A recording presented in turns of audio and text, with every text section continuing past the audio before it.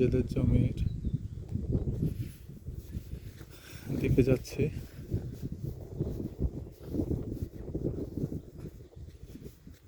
চারিদিকে সরিষা সরিষা ক্ষেত, সরিষা ফুল। দূর থেকে অনেক হলুদ দেখালো, কাছ থেকে অত হলুদ না। যা হোক,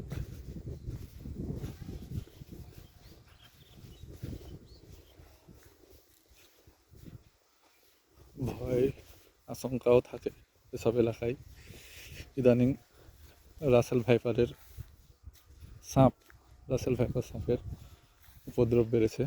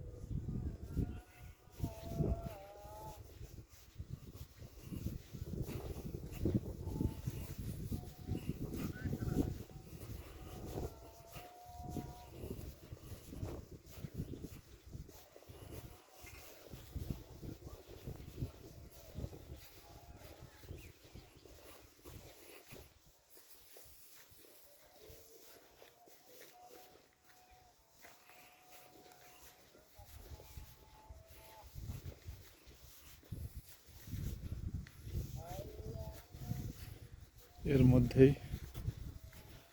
অনেক জমিতে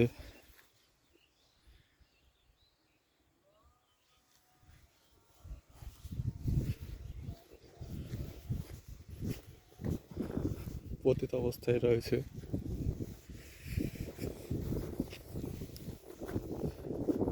আগে এ ধরনেরই পতিত থাকতো, এখন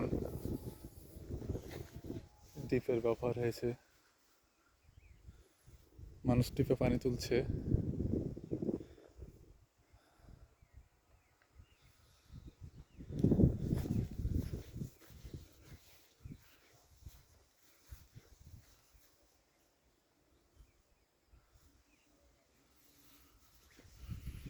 দিন দিন ফসলের দামও বেশি হচ্ছে। এ কারণে মানুষের এক জমিতে 3টিও অথবা 4টিও ফসল করার চিন্তা ভাবনা করছে।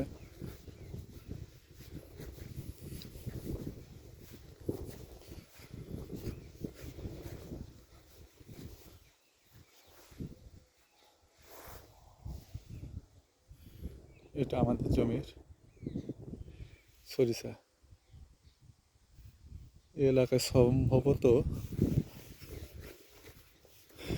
দেরিতে লাগানো।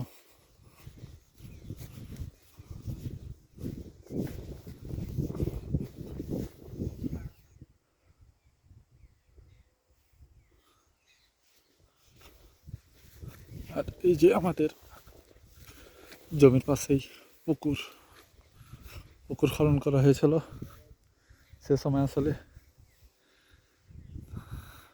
ধানের দাম বা ফসলের দাম ওরকম ছিল না, ফলে অনেকেই জমি করতে চাইতো না।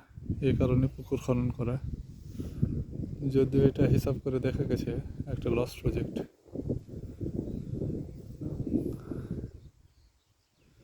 ইচ্ছা আছে পরবর্তীতে আবারও পুকুর বন্ধ করে দিয়ে ধানের জমি করে নেওয়া।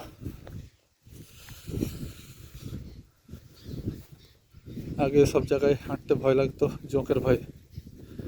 আর এখন ভয় সাপের। এই যে সাপের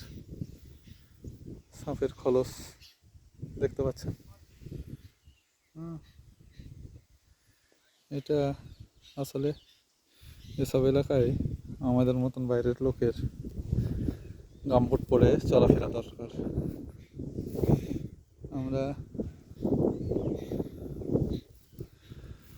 আমি জুতা পরে আছি,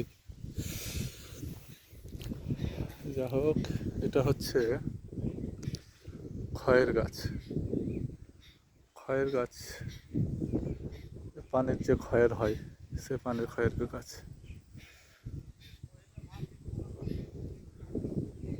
তার একটা পুকুর। এই পুকুর এক সময় যখন দ্বীপের প্রচলন ছিল না, সে সময় এই পুকুর থেকেই জমিতে পানি দেওয়া হতো। আমি পাড়ের দিকে যাচ্ছি না, কারণ একটু জঙ্গল হওয়াতে, আর এখন দুপুরবেলা আশেপাশে কেউ লোকজন নাই। এসব জায়গাতে সাপ থাকে এবং বিষাক্ত সাপ, রাসেল ভাইপারের মতো সাপ।